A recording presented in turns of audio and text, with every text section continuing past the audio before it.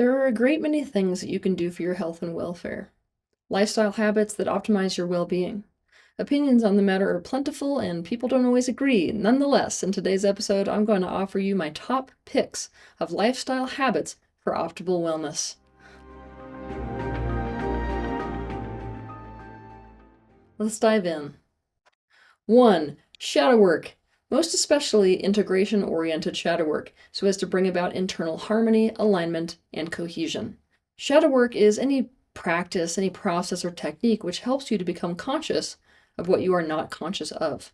It is deep self-awareness work and self-intimacy work. Most people, let's say they walk around making a mess out of their lives and well-being because they are ruled by what is subconscious. The truth below their conscious awareness is that they are split and conflicted in a state of internal conflict. This internal conflict makes being in alignment with themselves impossible, so they can't make the right decision or take an aligned action. Making shadow work part of your daily life changes this completely, so that you are in a state of internal alignment, making decisions and taking actions according to your authentic truth, and living life consciously. To learn more about this, you can watch 2 of my videos, the first titled What is Shadow Work, and the second titled What are the Benefits of Shadow Work? 2. Be very particular about what you do and don't put into your body. This means things like the food you eat, the content you ingest into your mind, and the products you put on your body. Right now, the reality, and it's a sad reality, is that you live in a world where so many of the things that are out there to consume are not conducive to human health, nor are they even designed for human health. It is critical to be aware of what message you are sending to yourself and also to the rest of the world by consuming whatever it is that you consume, as well as what impact these things have on you. Be aware that just because you may not be as sensitive as others, and therefore may not recognize an immediate effect of certain things, does not mean they aren't having an effect. A good go-to rule of thumb is the more natural something is, the better.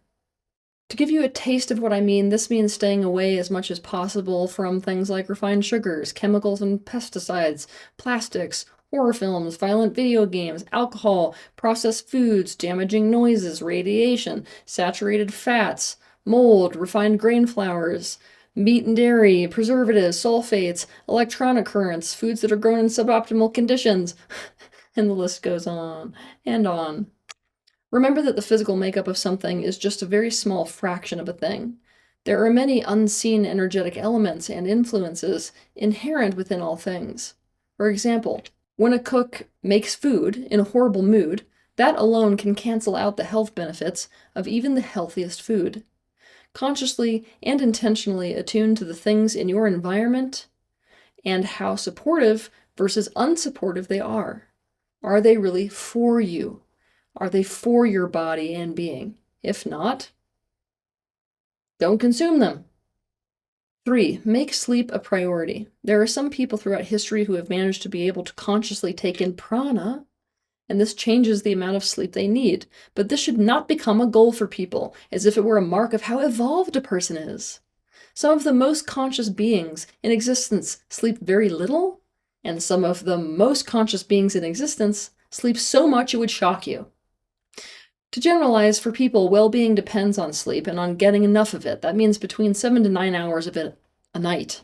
There are so many functions that sleep serves, from body restoration to memory consolidation to immune system function and so much more. It isn't just about energy.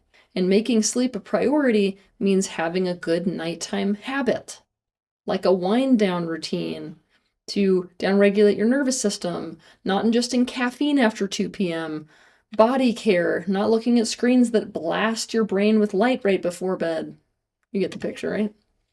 4. Be proactive, not passive about health and wellness measures according to your needs, and do so directly. Many people are very passive about their wellness needs. Really own your well-being and be active about it. Doing so could look like taking baths in Epsom salts, getting massages, sitting in stillness, seeing a therapist, researching solutions and alternative cures, going on a hike, taking a specific supplement, spending time with a friend, working out at the gym, Maybe breath work, cold showers, dressing in a way that makes you feel really good about yourself. I don't know, the sauna, listening to bird songs or specific frequencies. No screen time, maybe reading or writing, a retreat, drinking enough water, finding the right bedding for yourself, writing in a gratitude journal, going to sleep by a certain time, cleanses, acupuncture treatments, yoga, cuddling, doing art. Whenever a need arises, meet that need directly. By doing so, you are being an advocate to yourself in a very upfront way. Don't be passive. Be active about your health. 5. Be attuned to the way you feel and caretake your emotions. When it comes to emotions, we do things like ignore, suppress, deny, reject, disown, fix, turn against, try to control, minimize, distract ourselves from, disguise, dissociate from, numb out, and violently act out emotions.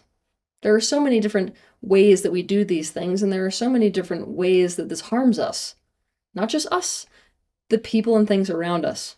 For this to not happen, we have to let emotions fully pass through our being when they occur without resisting them. And when we go through something that stirs up strong negative emotion, we need to place our attention on it so as to give it our full presence. We need to fully experience it.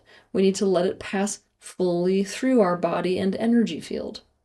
And we need to learn the information contained in it. Doing so will increase our capacity to feel as well as our capacity to process emotions. It's like building an emotional muscle. And this in turn will make it so that we feel we can deal with anything that life throws our way, rather than spending every single day in panic because down deep we feel we can't handle painful things happening, because we can't handle the emotions that those things will cause us to feel. People tend to fear that when they focus on an emotion, it will simply amplify, it won't ever go away, and it may even kill them. This represents a huge amount of disempowerment that people feel relative to their own emotions. And this is not true at all when it comes to emotions. First of all, emotions are fluid. They move through you if you let them. On top of this, your truth and therefore your emotions don't just disappear by focusing on something else. The picture of what causes emotions is more complicated than just what you are focused on in the moment. And most people use these tools designed to avoid negative emotion as a tool of resistance to their emotions themselves, so their emotions get stuck in the being. Their emotions get sequestered into the subconscious and into their body. They start to see their own emotions as the enemy, right? Your emotions are not against you. They are powerfully for you. Emotions are feedback about what is happening in any given circumstance. When you pay attention to your emotions, you are listening and responding to this feedback. It's like listening to radar on a submarine. When we have an emotion occur within us, most of us either immediately suppress, ignore, and deny the emotion, or we jump right to trying to problem solve it away as fast as is humanly possible. In fact, our resistance to emotion is why we rush to get triggers to go away, rather than to use them to assist us in our intention to heal. To learn more about all this, you can watch my video that is titled The Emotional Wake-Up Call. Attunement to our emotion is an attunement to the core of our personal truth and experience. It is connection with our heart. 6. Prioritize movement. Your body was made to move every day. You cannot be in a state of optimal health without exercise. Just like sleep, there are so many functions that movement and exercise serves, from strengthening the body, to reducing stress, to combating negative health conditions, to helping you to be embodied, to the improvement of mood, to boosting energy levels, to nutrient and oxygen delivery, to improving sleep quality, to improving your sexual health, to fun, and the list goes on and on. Choose a form of exercise that you personally enjoy and thus feel intrinsically motivated to do. Very important, you're intrinsically motivated to exercise. 7. Meditation. Meditation is to deliberately engage in a mental exercise. It is a deliberate shift in focus and awareness. As such, there are many different purposes for meditation, and there are also so many different types of meditation. What you should do is choose the type of meditation that is designed to best serve the purpose that would serve you best at any given time. That may be guided meditation at one time. That may be focused attention meditation at another time. Maybe present moment meditation at another time. Movement meditation at another time, and so on and so forth. There are many types of meditation. What all of them have in common is that meditation is an absolutely priceless tool for well-being. 8. Spend time every day with other people, in person communicating, doing quality time activities, and making memories together. We are a relationally dependent species. For a person to be in a state of health, they must be with other people often. It is all too easy, in the business of the modern world, and with the invention of the internet and social media, to forfeit in-person relationships, and this should not be done. Make it a point to spend time with people in person and to initiate in-person interactions. 9. Take great care with your environment. This means home, yard, office, cars. The spaces you occupy have a serious effect on your well-being. Keep your environment clean, organized, and clutter-free. What you want to do is to create a pleasing aesthetic environment for your senses. The decorations, items, and colors you use, they matter. Each one has an effect on your being. This means be deliberate about what effect you choose, and therefore, what does and does not belong in your space. 10. Spend time outside and in nature, preferably in interaction with plants, animals, insects, minerals, and elements. Walk barefoot on the earth when you can. This is stabilizing and grounding and balancing and clearing. The frequency of natural spaces is essential for your well-being. This means seek it out. 11. Live according to your values. Prioritize according to your values.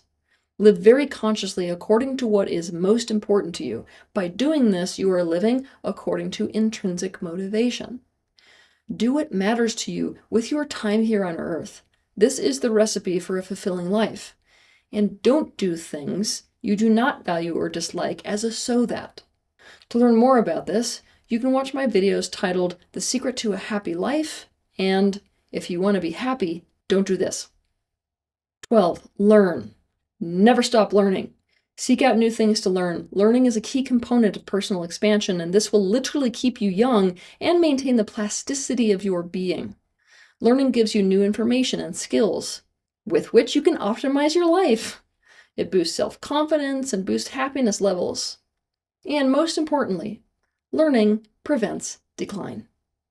It is my sincere promise that adding these lifestyle habits to your daily life will improve your life immensely. Have a good week.